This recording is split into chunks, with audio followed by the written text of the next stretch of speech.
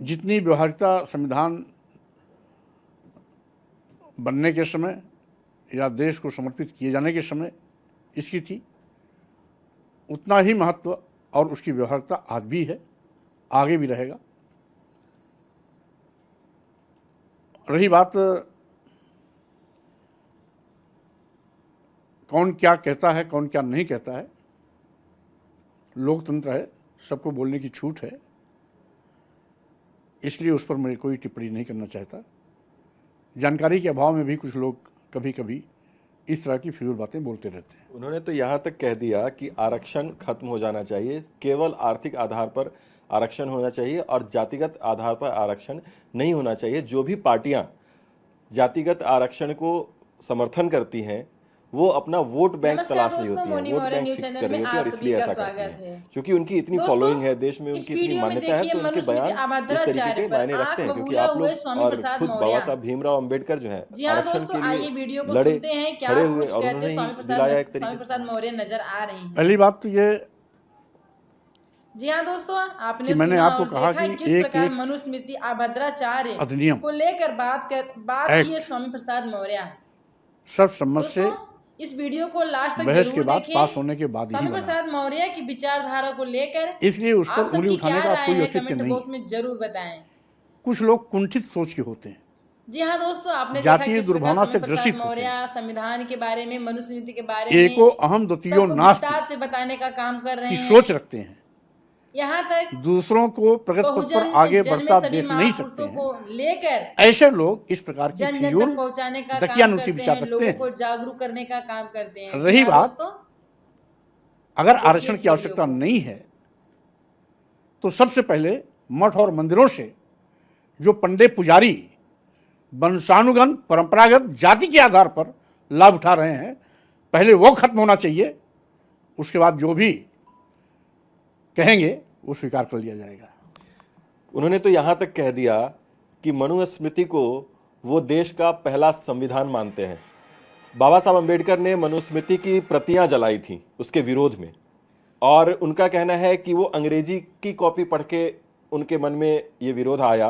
अगर वो संस्कृत पढ़ लेते, संस्कृत के मायने समझ लेते मनुस्मृति के, तो वो ऐसा नहीं करते। अब पहली बात तो भद्राचार्य जी का कहना है कि संविधान नाम है भद्राचार्य, एक से नहीं बनाया, लेकिन व्यवहार उनका है अभद्राचार्य। संविधान बनाने के लिए 100 लोग एकत्रित हुए थे। और मैं ये कहना चाहता हूँ, संविधान को लेकर आपकी क्या प्रक्रिया है, मनुस्मृति हमें। हम तो संविधान को हीरो ब्राह्मणी व्यवस्था का संविधान था। संविधान को लेकर बात करते नजर जिसमें में आएंगे स्वामी प्रसाद मौर्य। केवल ब्राह्मण वर्चस्व की बात की गई। आप लोग इस वीडियो को लास्ट तक जरूर देखें। और यहां तक कि मनुस्मृति का एक श्लोक है कि शूद्रम तु कारेत दास्यम कृतम अकृतम वा दास्यैव तु जन्मना ब्राह्मणम तु स्वयंभुआ।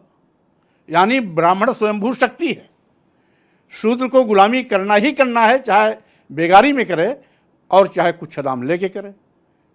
क्या यही संविधान है?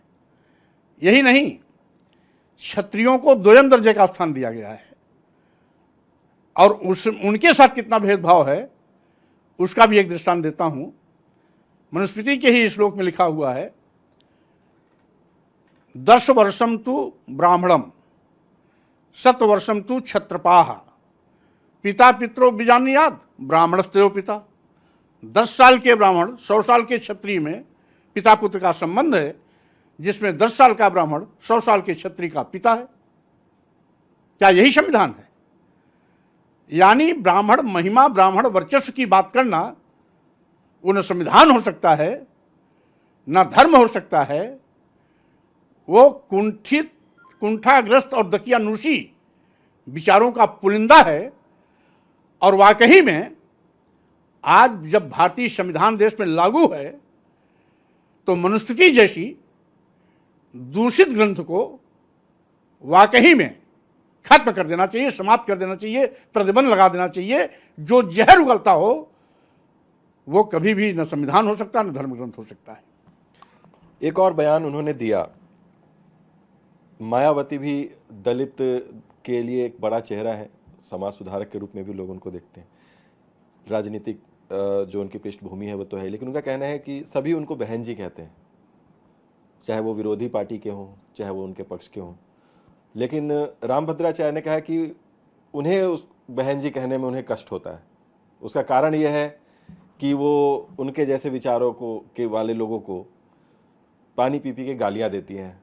तो दुनिया चाहे उनको बहन जी कहते रहे, वो उनको बहन जी नहीं कह सकते हैं।